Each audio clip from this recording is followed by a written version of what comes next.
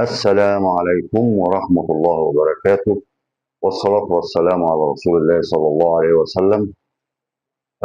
طبعا النهارده هنتكلم على الحدث اللي هو مباراة الأهلي والزمالك. طبعا بقول لجماهير النادي الأهلي ومجلس إدارة النادي الأهلي والجهاز الفني بتاع الأهلي ألف ألف ألف ألف مبروك إنه كسب السوبر المصري. ودي بطولة أول بطولة لياس المدير الفني للنادي الاهلي.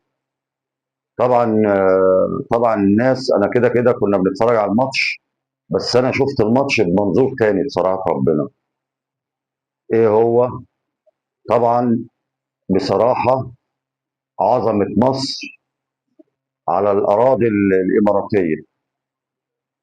بصراحه النهارده ما كانش يا جماعه افتتاح ماتش، ده كان افتتاح بالبلدي كده، مولد زي اوبريت كده، الليله الكبيره، الحاجات اللي زي كده. اما سمعنا كابتن طبعا الفنان الكبير محمد طه، وطبعا كانوا بيعملوا حاجات وعاملين طبعا ماكيت كده للاهرام وللفراعنه والحاجات اللي زي كده.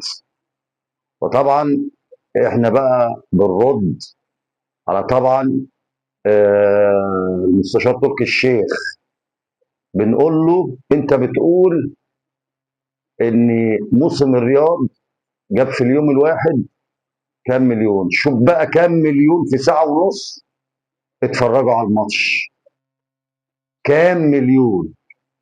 ده بس ايه، مش هنقول الجماهير اللي في الاستاد الزملكاويه والاهلاويه، لان دول مصريين في الاخر، مصريين.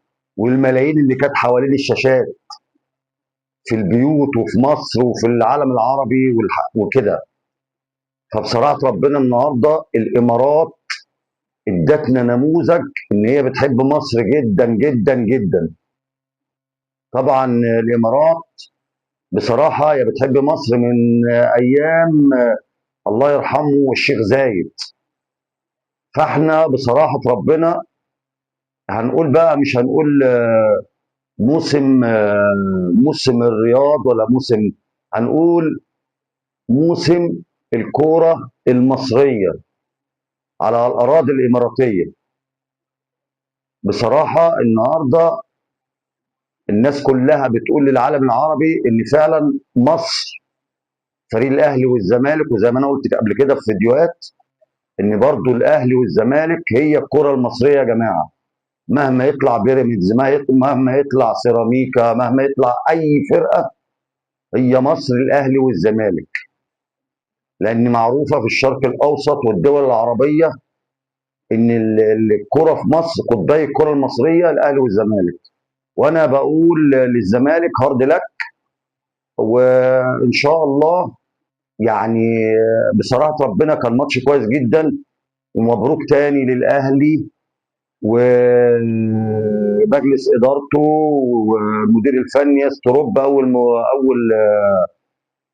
اول بطوله ليه، فان شاء الله من احسن لاحسن. والناس النهارده كانوا عاملين ملحمه في الامارات.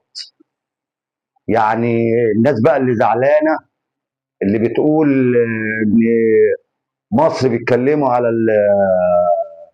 على الاثار والحاجات اللي زي كده. ايوه بنتكلم، احنا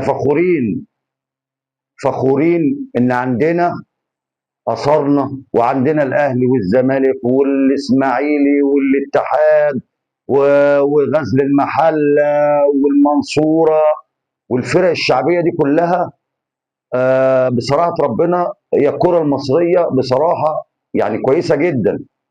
الكره المصريه كل المصريين في كل حته بيشرفوا مصر.